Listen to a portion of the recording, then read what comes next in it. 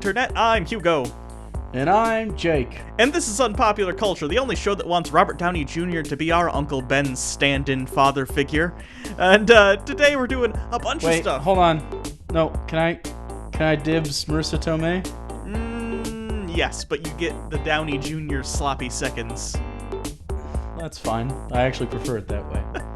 This is sort of the trailer extravaganza episode because for whatever reason this past week, every movie for next year decided to put the trailer out. I have no idea if this was a good strategic week that their people said, yes, this is the week people need to know about these movies for next summer. But anyway, today we're talking about Guardians of the Galaxy 2 trailer, Spiderman Homecoming trailer, The Mummy trailer, which we talked about the teaser last week, but this has got a full trailer the day after, War for the Planet of the Apes trailer, the possibly last in the Planet of the Apes revival, although I doubt it, and then finally, Baywatch is getting a movie, and it might be better or worse than you think, so we'll talk about that. Depending on how you like your Baywatch. Yeah.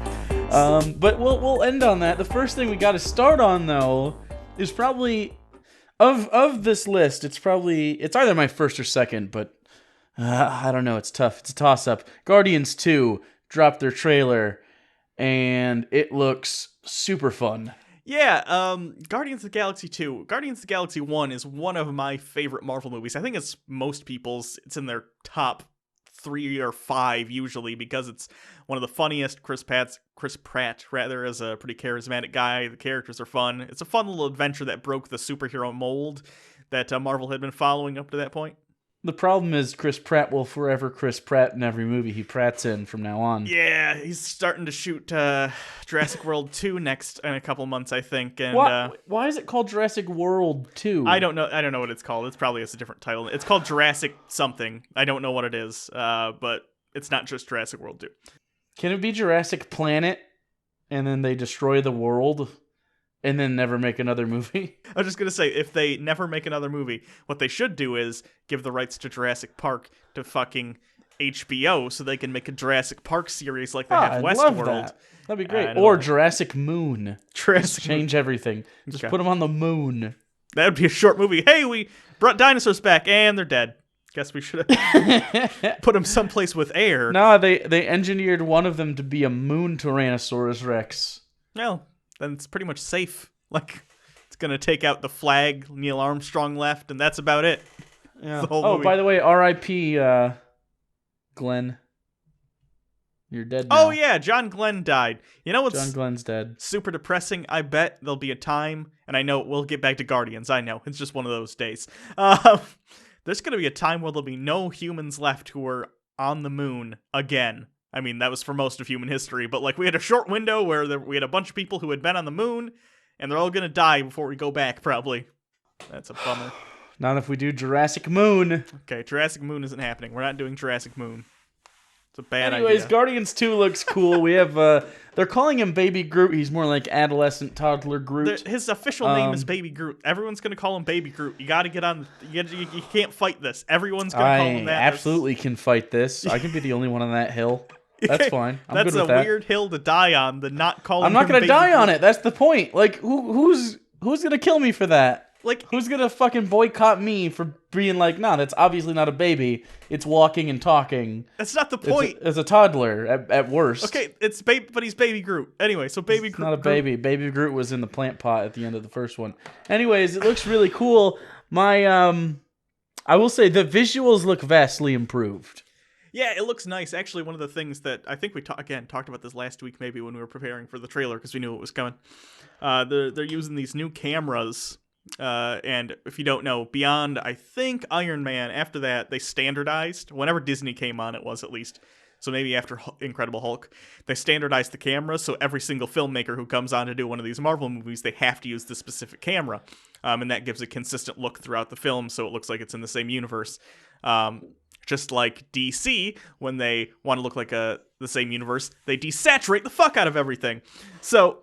Well, I mean, to be fair, Marvel makes everything orange and blue. I know, that's a very common film thing, though. But anyway, of course, it tests well. So I get it. I'm just saying. There's actually a really good video essay that came out a couple of weeks ago. I forget who did it. I apologize, but if you can find it, it's something about what makes Marvel movies look a little monotone. I don't want to say desaturated because it's not. It's just everything looks a little pale, if that makes sense. And it has something to do with the cameras and the color correction. But this new camera, which is going to be the new standard for Marvel movies, I forget what it's called, but it's an 8K camera, and I guess it has really good color options or something, and really makes colors pop. So you might have noticed. That's 4 more K than your TV. I know, you might have noticed in the trailer that the colors do look very nice, and it's very visually appealing, even compared to the first one. So I'm hoping this signals, because this camera's being used and the newer technology, it'll make the movies look a little better. Because even I love the Marvel movies. I literally have all of them on my computer. Legally. They look not great. I mean, I'm not talking about cinematography, though sometimes that can be a little bit flat.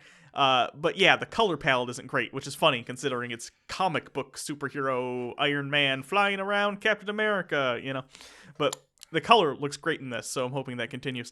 Beyond that, you have all the jokes you want. You have a lot of adventure. You see them fighting a monster in the trailer, which I'm assuming is going to be something like the opening scene of the movie, maybe. Start out with a little vignette and then get on the big adventure, whatever that happens to be. You know what I noticed about the trailer, too, that I really appreciate? What's that? Jake, what's the plot to this movie? Well, I know the plot, but I agree with you. It didn't add the plot to the. I was just about to bring that up, actually, because like the movie, you may not know, has to do with his father, Quill's father, who is Kurt Russell. Great cast. That's fantastic. I was watching The Thing the other day, actually, with my girlfriend, the one with him in it, and I was like, looking at young him, like, oh yeah, he does look a little bit like Chris Pratt and act like I could totally see that. But sorry, go ahead. Yeah, man. Oh no, that was it. I just that's fantastic, and I hope they don't, they don't do that. I think Spider-Man, actually, which we will talk about in a second, might have done a little too much. I don't know. I didn't want to see him with Iron Man, I guess, at the very end. Yeah. Because that's kind of a fan service thing you get in that. And also, I guess I didn't really necessarily want to see the Vulture. Maybe a peek of the Vulture instead of a full on. Just kind of tease me a little bit. I know. At the end of the day, though, it's an advertisement, and they know, if we show Iron Man and Spider-Man flying through the city and swinging through the city together, it'll get butts and seats. So I get it. But anyway, Guardians. But even though we know it has to do with his father, we don't know exactly what. I mean, that'll be the backbone of the film, I'm guessing, is him finding him. But we don't know how or why or what's going on with the other characters. We know Yondu comes back with his new mohawk thing. And they're not going with the comic books, it doesn't look like. So it's up in the air, and I'm really looking forward to it. It looks fun. I'm excited for the soundtrack, man. Yeah, that's it's funny. I was thinking about Suicide Squad the other day because I got the extended edition or whatever. I haven't watched it yet, and no, I did not give Warner Brothers money for it. But I was thinking, wow, why did you borrowed it from a friend? Yeah, sure, whatever you say. Friends. And so I was thinking, wow, what are the things that really made Suicide Squad not work? And one of them was they were clearly trying to be that year's and Warner Brothers' version of Guardians of the Galaxy, right down to the trying to shove in classic rock songs, and I know in Guardians it's not all classic 80s rock, it's like pop and rock and stuff from the 70s and 80s and all that. But the thing is, in Guardians, there's a reason it's there. Like, it makes sense for the character to like that music because it was given to him by his parent, and there was an in-universe reason for it, the tape. Yep. And it fits the tone of the movie. It's a comedy. It's kind of light, Well, it fit the tone sometimes, but it got scrambled near the middle. Sure. In Suicide Squad, yeah, I don't... No, that's what I mean. In Suicide Squad, right. It got scrambled in the middle. At the beginning, I didn't mind it so much, but it the intro scenes were fine, but they didn't do it for every character, and it felt really abrupt starting and stopping, even in the beginning, because each character had their own song that was related to them. And it would start and stop randomly because he'd be cutting to these different characters, and it doesn't work there. But Guardians does a good job, I think, for the most part, of blending in the music and make it entertaining, and the music brings something to the scene, so it doesn't just, hey, throw a goddamn song over this so people will buy the soundtrack. It's like, oh, no, this song is good, and people will buy the soundtrack, but it does fit the scene and make it work. You know what Guardians reminds me of, as far as the soundtrack is? It's Anchorman. Anchorman, one of my favorite comedies, was so pushed forward by the songs in it. Sure. Guardians took a huge note from that movie and did the same thing, where it would kind of like that scene where they're just kind of him and Gamora are just sitting there listening, like he's trying to pick her up. Yeah. It informs the character. It's something his mom gave him, but it also, like, you can see how he's used it in the past. Yeah. I don't know. It was just good use, and I'm really excited for it. And the one more thing, again, with the music, that opening scene in Guardians of the Galaxy, the first one, and I actually just watched this the other day too. You have the heavy scene at the beginning, which you don't expect because the trailers make it explicit. This is a very comedic Marvel movie, like even more so than the other ones. But then it starts out and the mom dies of cancer and this kid gets abducted by aliens and you go, what the fuck is this? And then, you know, he goes into the temple Indiana Jones style and he goes in and he puts the headphones on and it starts and he's dancing through, you know, oh, okay. And it relieves the tension of the scene and you know, okay, here comes the fun, you know what you're getting into. And I really appreciate that. That's the Marvel movie that uses music very well because their own scores are just shit. Like you can I can't think of one. You can't think of one score. It's always like dun dun dun dun dun dun dun dun dun. We're gonna go fight. I think that's the one thing. Honestly, Marvel movies are fun and obviously they're liked. It's got to be at this point probably the most profitable franchise of all time. But if they had solid musical cues, like if you knew, oh, this is Iron Man's theme, like this is the song that comes on when Iron Man shows up, or this is the song when Captain America shows up. Captain America, I can think of a little bit. I actually do know it a little bit in my head, but like not strongly enough that I could hum it. But they're not really good. They're very generic. Yeah, but I mean, like, think of the Joker's theme, or think of Batman's theme in the Dark Knight trilogies. Yeah, they needed a Hans Zimmer or No, I agree. I totally agree. Someone Can you imagine? Well, like Wonder Woman's theme song. She's only been a bit part in one movie. I know, that's a good song. And I got it. Yeah, no. Yeah, it's great. It's so great. So yeah, I hope moving forward, like is this still phase 1 technically? No, we're done with phase 2, I think. Well, I thought Infinity War closed phase 2. I could be wrong. Anyway, whatever phase we're in, the phase after this, please work on identifying music to kind of make it feel, I don't know, they all feel like the same movie sometimes. And while that's a good thing because the quality's been high, it's not like Guardian stands apart kind of. Mm-hmm. And I know it's supposed to, but it's so far apart that it doesn't feel like when they get there. Although by the end of the second movie it might be fine, but it doesn't feel like they should have any business working with the Avengers at this point. Sure. So. And I'm thinking about it. Civil War was the start of phase 3. And phase 3? Oh, okay. And then it'll end with the second Infinity War movie, and that there's phases, and then the every 3 phases is considered I forget what they're calling it, like a chapter, something like that. Or so like a book. So once Infinity War's done, that's the end of the first big chapter of the Marvel Universe, and then they'll start the second one, and that'll have. So now we're on the 2 towers after this. Yes, sure. Okay, I'm good with that. All right, moving on. To my next favorite. The Spider-Man trailer just came out. There were 2 of them. 2 trailers, actually. Well, there's an international trailer, which has just a little bit extra. I just watched it. It's not... You were right. It didn't really have much else going on there. Tom Holland is in it, and he's like 14 years old, and he has like a billion abs, so good for him. He's going to get hella laid. He's going to get weird. He's going to get all those like high school blowjobs. So, you know, it's okay. When you get into your 20s, it's really going to pay off. But... yeah, it looks like really fun. Spider-Man's design looks great.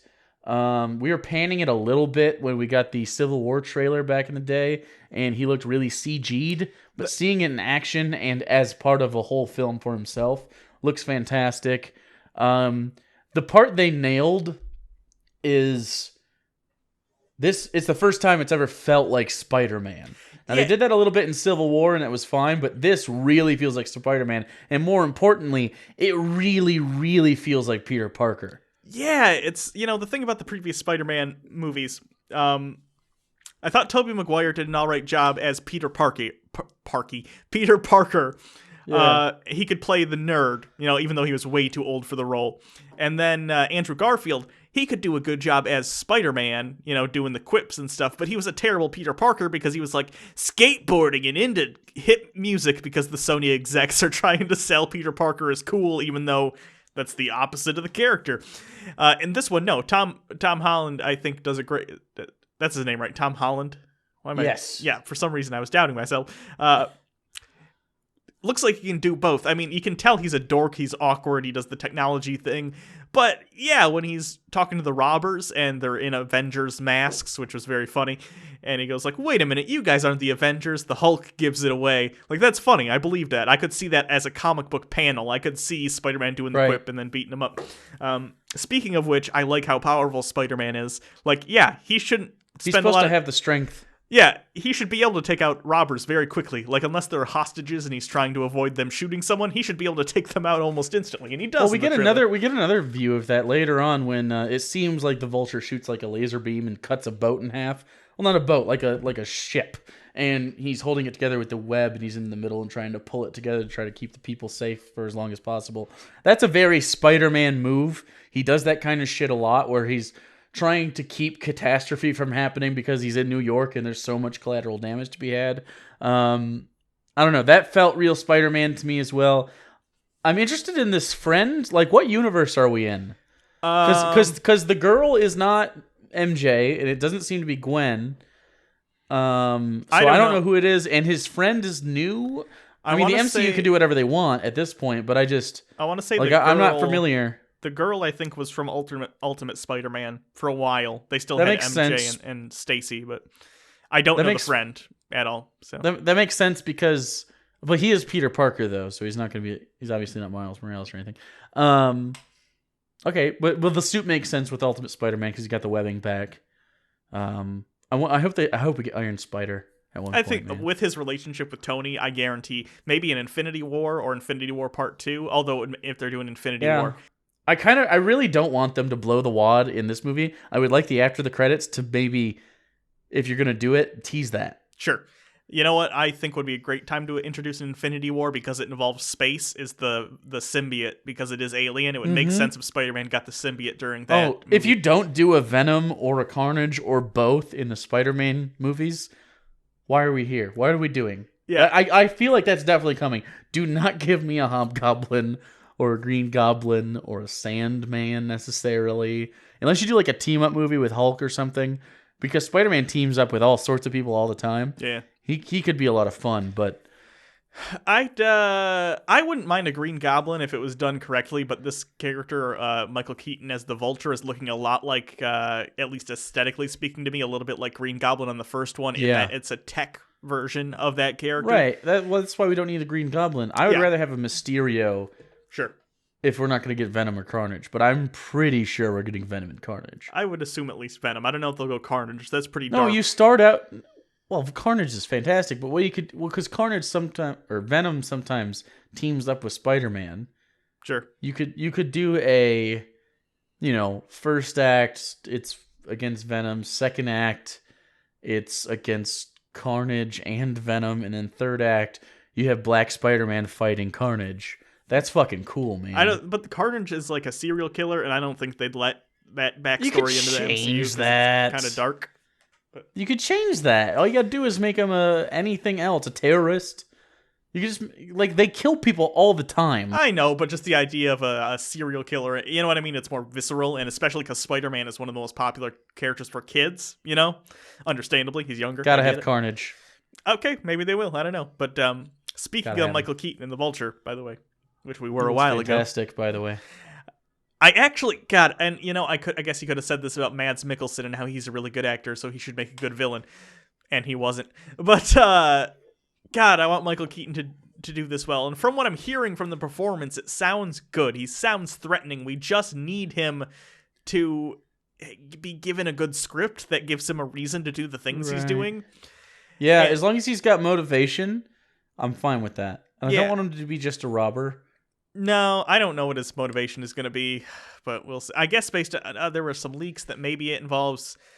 It's got to involve Oscorp, right? It usually does. I don't know. They should really bring Oscorp into this, though.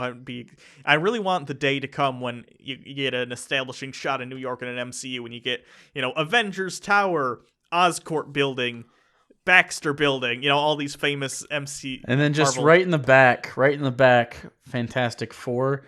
coming up, and then just one of those giant balls on the cranes smashing it to pieces.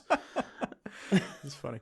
But The other thing I want to talk about very much, and they said this before, and I totally believe them now based on the trailer. They said this is like it's a high school movie, it's a coming of age movie, and it very much feels like that from the trailer. Oh, especially Spider-Man out of high school is not a good place for him to be. I really like high school. It's all about his high school experience.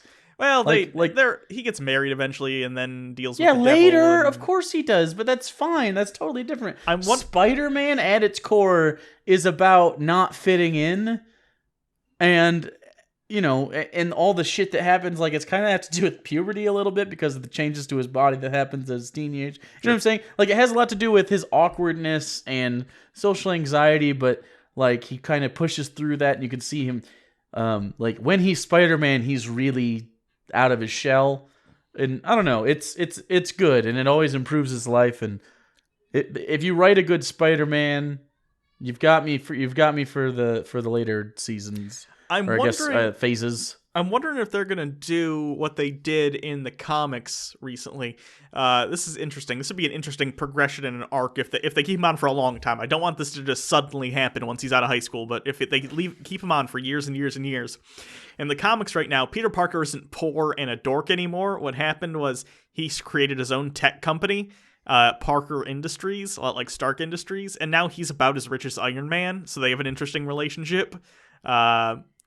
So I'm wondering if they'll ever do that. I don't know if I necessarily want to see it, but they're doing it in the comics, so I'd be curious. But speaking of Iron Man, we saw a couple scenes with Peter and Tony in this, and the scenes were excellent. It looks like the opening of the movie is going to be sort of a recap quickly of Civil War.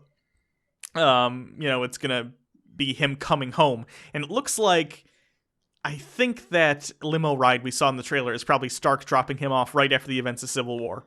Maybe even before. Yeah, because he's asking if he can keep the suit in the international trailer. And then when he's in class, shortly after, it seems, he's watching the YouTube video of the event. I love in the car, too, in the limo, Tony goes to open the door and Spider-Man hugs him. And he's like, I'm not giving you a hug. I'm just opening the door for you. Like, that's hilarious. Yeah, that's a very awkward Tony Spider-Man. And very Peter. Yeah, and the fatherly sort of mentor figure, good role for Iron Man, especially going into post-Civil War Marvel, because it's kind of weird place for him right now. He's not really an Avenger anymore because they're kind of disbanded, and Cap has his secret Avengers. That's right, yeah. Father figure is an interesting role for him after what has happened. So I'm excited to see where that goes and how it plays out. Anything else? It was a good trailer, but there's not a whole lot. I'm just trying to stall because I don't want to talk about this next trailer, but I guess we're gonna have to. Tom Cruise is still an actor, and he and the guy from Gladiator decided to make a movie, and it's The Mummy, and Universal's trying to bring back all the monsters and shit, like Frankenstein and the Creature from the Black Lagoon and Dracula. And The Mummy, and that's happening. No. That's my short review of that. No. And the teaser trailer came out last week, and we talked about that in the last episode. And I was like, I don't think it will work, but maybe maybe they can pull something out of it. Tom Cruise usually picks good roles, but then I saw the trailer. I'm sorry, past me. You were wrong to be optimistic. This movie looks like every Tom Cruise movie that's come out for the past 20 years put in a blender with a mummy. And they're like, there you go. So right. He's apparently comes back from the dead or some shit. I don't know why. Maybe they just mistook Tom Cruise for dead or wanted him to be dead. It was just wishful thinking to put him in the body bag. This is what I'm worried about. Okay, so the rumor was, again, Johnny Depp is going to be the Invisible Man. Russell Crowe is for sure Dr. Jekyll, Mr. Hyde. He's going to be the Mummy? Is that what you're saying to me? That's what I'm saying. I'm afraid they're trying to do, well, we can't have the monsters be the bad guys, really, so we're going to get our own monster Avengers, essentially, and then in the whatever stupid thing they do in the future, they'll, have an even worse monster, and they have to fight it. So, okay, the trailer goes, they're in, looks like a military plane, cargo plane, and they're taking the sarcophagus or whatever the fuck with the bad mummy. The plane breaks apart, And Tom Cruise has the weirdest scream in this trailer I think I've ever heard. It does not sound like his scream at all. It's very strange. Falls Maybe out of the Tom plane. Cruise needed a scream double. Maybe.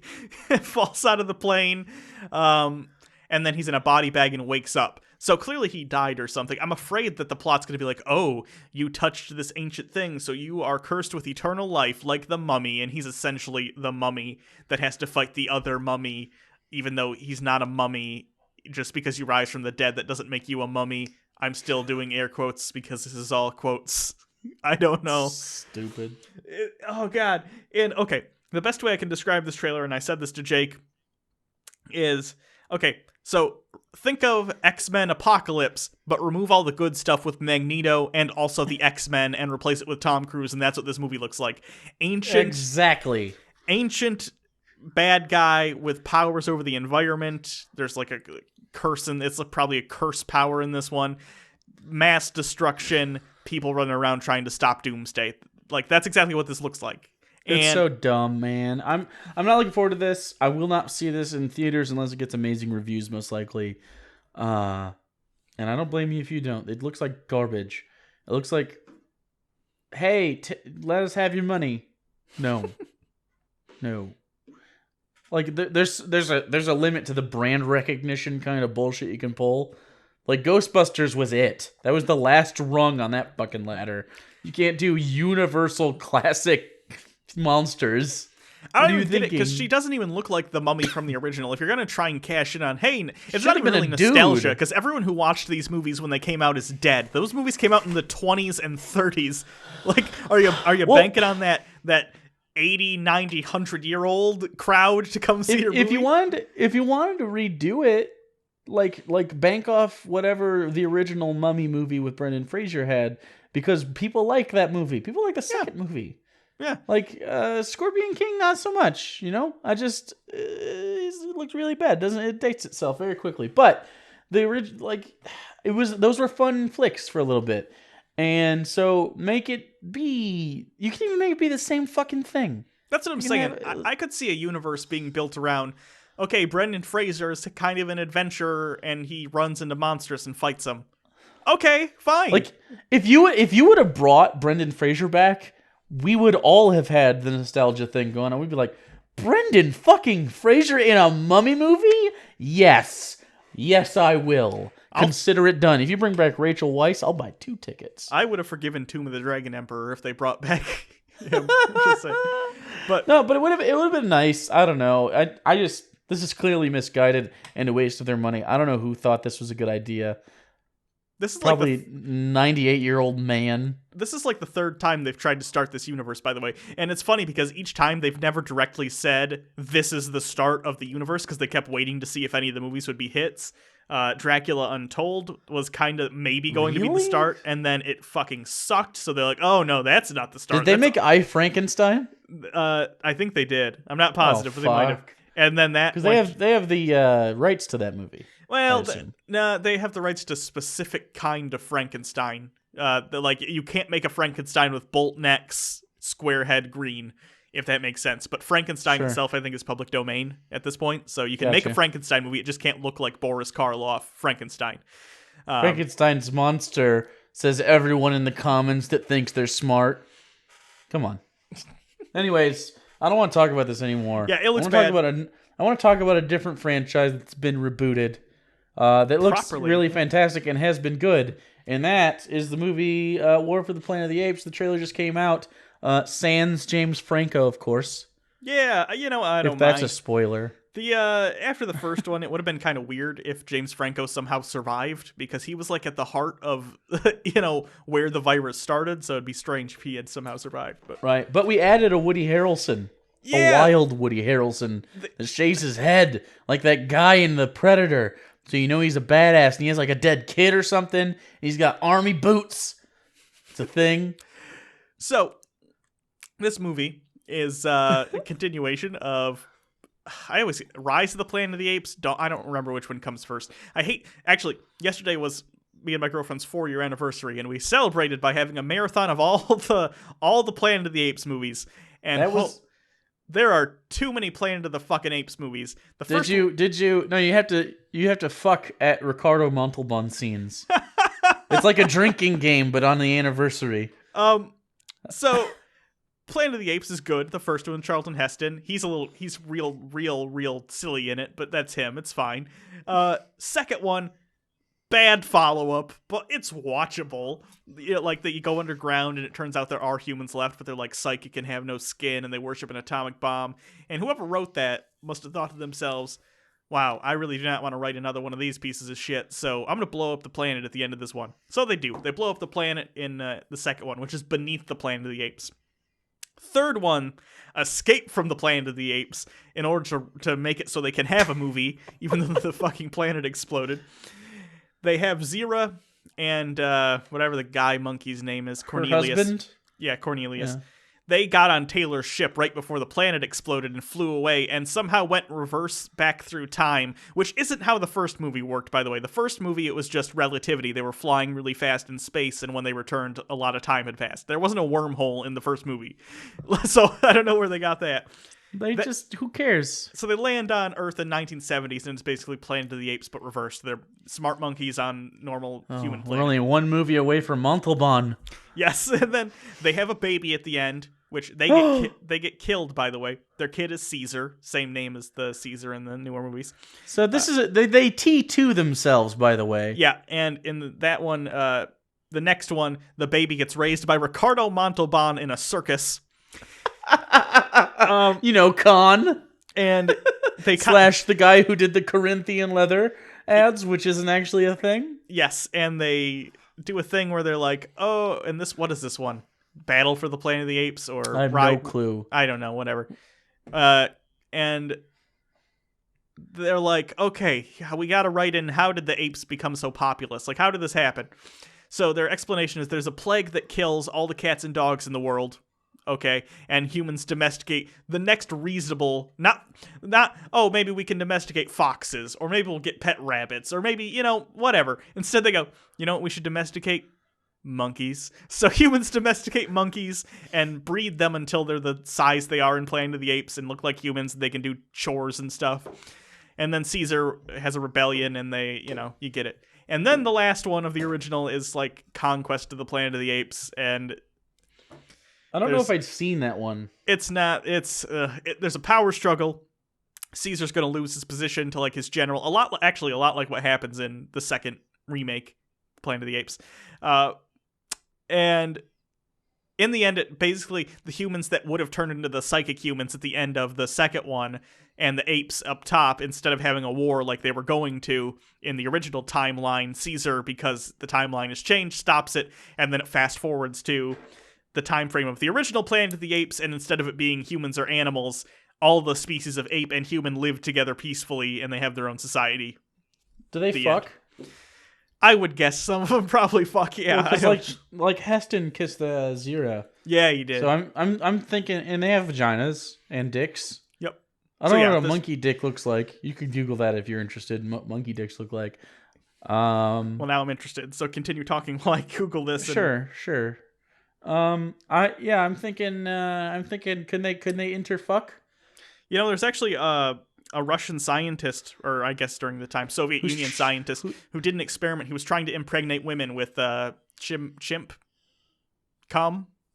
You could have said sperm, but yeah. Yeah, I could have. This makes it sound like more of a turkey baster rather than in vitro. And, monkey dick. That looks a lot like a human dick. That makes sense. That one doesn't. I feel like it red rockets. Does it red rocket? Some of them Explain this to me in great detail. Okay, so this one looks like a baby dick. Like, imagine a baby dick. I don't want to... Okay, you made me think of a baby's dick. This one looks like a red, gross, wet worm. So it is very red rockety. This one is sheathed. This one just looks like a human dick. Anyway. So the third one was not a Jew. And then, oh god, and then there's the Tim Burton remake that sucked with Marky Mark. And then these movies. And, we got totally off topic. Anyway, so in this new movie, Caesar's still ruling. There are even fewer humans than there were at the end of Rise of the Planet of the Apes. And Woody Harrelson is a military guy in charge of some regiment. It's a ship or something. You saw it coming into port at the end of Rise of the Planet of the Apes. Are you Now, surprised? Woody Harrelson, good actor. I think that'll be good. I think he's going to go a little bit crazy, and they're going to have a fight, and you get it. It's going to be very similar to the second movie, most likely. They have their Will Smith moment at the end, though, where Woody Harrelson's like, God. if we lose this battle, this will be the planet of the apes. Like, it is. That's the title of the movie. He says a planet of apes. Yeah, but it's close enough. Not the planet of the apes. Honestly, at that point, when they wrote that line, they should have just gone full on, it's the planet of the apes. But interestingly, at the end of the trailer, near the end, you can see it's the final climactic battle between the apes and the humans. And there's some humans on the side of the apes, so I guess whatever happens, Woody Harrelson must go a little bit crazy and drive some people away to go live with the apes or something. I have no idea, but interesting. Why do you say there's humans on their side? Because you can see in the trailer very briefly at the final climactic battle, there are humans shooting at other humans, and they're standing are they? next. Yeah. Oh. Mm-hmm. I thought. Well, I know that the apes had grabbed guns and Nope, shit by they that were point. clearly people in military gear fighting with the apes. So maybe they were apes in people costumes. maybe. Andy Serkis always does a good job in these movies. He's a good motion capture guy, as are the artists who spend so much time taking what he gives them and modeling it into the ape props face. to the artists. Yeah. Hugo's your man. Well, a lot of people just think motion capture is just, they just they capture it, but at the end of the day, it doesn't just magically go into the computer and get done. Someone has to take the things that he's doing and the dots on his face and actually emote it on the computer. I mean, Andy Serkis is a good actor, but the people who do the CG are just as good at their job. I've always been impressed by the CG in these movies too. So good. I watched the first one. The remake. How many real apes do they have on set? I don't think they have any at all. It looks really, really good most times. Then the first one, Dawn. Fuck these movies and their titles. The first one does look a little bit dated, but for when it came out, I think it was like 2011, it's not bad. It's not bad at all. You can tell a little bit more, but the ones in the second movie, which we also watched, very good. And this one looks even better, so that's cool. Yeah. Looking forward to it. I'll watch it. I don't know. I'm not a huge fan of the movies, but for what they are, I think I'm just waiting for Planet of the Apes, I'm just waiting for that and seeing if they can remake that. Because if they can bring it to that point and have their Heston and have their You Damn Dirty Apes, that'll be good. Although that was a twist. So I don't know. I think the movie can work without a twist because the original is actually a really clever satire of a lot of things. They couldn't make this movie today because the original movie makes fun of religion in a lot of ways. It makes fun of people who won't believe in evolution, for instance. Like, they make fun of that shit. And I don't think they could make that movie today because people would be mad, even though they made it 40 years ago. Because, the apes have their religion and they're like, God created ape in his image, just making fun of a lot of dogmatic things. And yeah, that wouldn't fly today. Which is funny considering a lot of people are more religious then too, but you know how people are. Oh, there's less religious people now though than there were. I just think people were probably not as privy, but I think it'd be fine. Either way, I'll watch this one. Sure. But I think I might want to watch the next trailer or the next movie a little bit more. Really interesting. So, have you ever wondered, man, that show with David Hasselhoff and he was a lifeguard and Pamela Anderson was also there for some reason and they ran in slow motion? It'd be great if we did that but replaced them with The Rock and Zac Efron. Baywatch, the movie. Yeah, they're 21 Jump Streeting it though, which I think could be a lot of fun. And I really like Dwayne Johnson. If you don't watch HBO's Ballers, I know it's a sports show and I know a lot of you, including Hugo, are not into sports. But it's a really, really good show because it's him and Rob Corddry. And they're agents, they're financial advisors for NFL players and other athletes. A lot of fun. It's really funny. And also just a good show in general. But since then, he's been getting a lot better at all of his roles. And this one specifically looks like it's going to be just a lot of fun. Zac Efron, of course, is funny. He has been, in Neighbors, he was really good. So yeah, I don't know. I'm optimistic that this will be 21 Jump Street. See, that's what I'm because they make about. they make some self-referential jokes. Oh, I get it. Like why is she running in slow motion? Oh, you see it too? Like, oh, okay, yeah, I hear you. And they also do the thing they did in 21 Jump Street where they're like, okay, Baywatch, we need to revitalize the brand. Like, but see, that's the thing. I've heard that joke already in 21 and 22 Jump Street. They make that joke. So I'm a little bit afraid it's going to just turn out to be the Diet Coke of these kind of movies where it's self-referential reboot of an old 80s franchise. I mean, I'm still probably going to rent it at least. I don't know if I'll see it in theaters unless it gets like really good reviews. I'll go see it. But some of the jokes didn't really hit. Zac Efron's a funny guy, though. He was really good in Neighbors. Neighbors 2 was kind of lackluster overall, but he can be a very funny guy. And The Rock, like Jake said, can be funny. He can be a good actor. But just how much material can you get out of this? There was a funny joke, though, where the Baywatch are trying to stop, I don't know what the crime, there's some crime syndicate or something on the beach, and they go to the cops, and they're trying to chase the suspect or whatever, and the cop basically is like, this isn't your job, what are you doing? Which is hilarious, because on Baywatch there would be like crimes and stuff that the lifeguard, like, that's not what lifeguards do. Like, I get it, they did save people, but also like, no, you don't, that's your one job, you don't do other things. So that's kind of funny.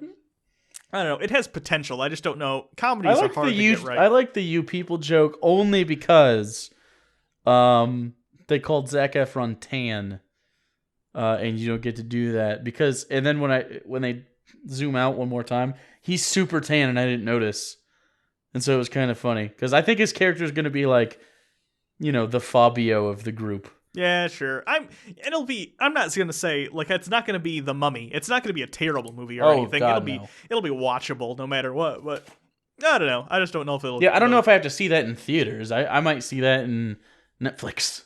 After this is what we were talking about last week when the studios were thinking about putting movies out on demand or whatever, like 2 weeks after they're out in theaters. This is exactly the kind of movie I'm talking about where I don't buy it on demand 2 weeks after. Right, I don't want to see it in theaters necessarily, but yeah, I'd check it out at home or something when you got nothing else to do. I don't need to see Baywatch in IMAX, As gorgeous as Zac Efron is, unnecessary. No, I mean, there's only so much I can see of him before, I'm going to start stalking him and, like, rifling through his trash for, like, used orange peels just so I can try to smell his mouth and, other things people do with Zac Efron's trash. So I guess that's it for this week. Lots of trailers came out this week. I don't know if anything in particular is happening next week, but you can bet if there is, we'll talk about it. And if not, we'll fill up time by talking about monkey dicks. So that's our go-to. It's our go-to filler topic. Now monkey dicks. This one is a baboon. Well, nothing happened this week. Let me spend 40 minutes describing the girth, length, and consistency of various monkey dicks. Anyway, so that's it for this week. You can always follow us on Twitter @TheRealUnpop. Our social media guy does that for us because we're lazy fucks. Heard it here first. Yeah. And you can also go see the other stuff. I've been playing League of Legends with my friends. Some people were saying like, this was 2009 again. Like, no, I just like playing League of Legends with my friends. We have witty banter. It's a lot of fun. The episode that came out yesterday is super funny. Like, it's probably the funniest shit I've ever recorded while playing a video game. And I tried to do some Watch Dogs too, but my program keeps dropping frames out of it. I'm gonna figure that out, and we'll get that to you. You can always subscribe to the channel if you want more of this. Please subscribe. And also, YouTube's been having a glitch recently where every time people upload videos, they're getting people unsubscribed from them or something. So I guess it has something to do with engagement too. And I'm not one of those people who's like, oh, like the video. No, I hate that shit. But Can we get 1 billion likes on this? I'm going to start doing clickbait social experiments. Like social experiment. How long will people stay on a video while you talk about monkey dicks? But apparently engagement, commenting, and liking can sometimes make it not. Or if you don't want to do that, next to the subscribe button, there's a little bell. Hit it, and you'll get notifications. You got to double subscribe. Double up on it. Yeah, because apparently like condoms, extra effective. YouTube is under the impression that when you hit subscribe, it's a suggestion to them that you see the videos when they come out. So yeah, do that if you can. Right. If not, the notification bell is like I'm in a relationship on Facebook, and then I also say that, so it links us up. Sure. So, there's going to be some buttons here. Click on them. I'm sure there'll be some other entertaining videos that you can check out. Other than that, until next time, I'm Hugo. And I'm Jake. And okay, so one of those videos is not entertaining. One of them's just white noise. You sold me.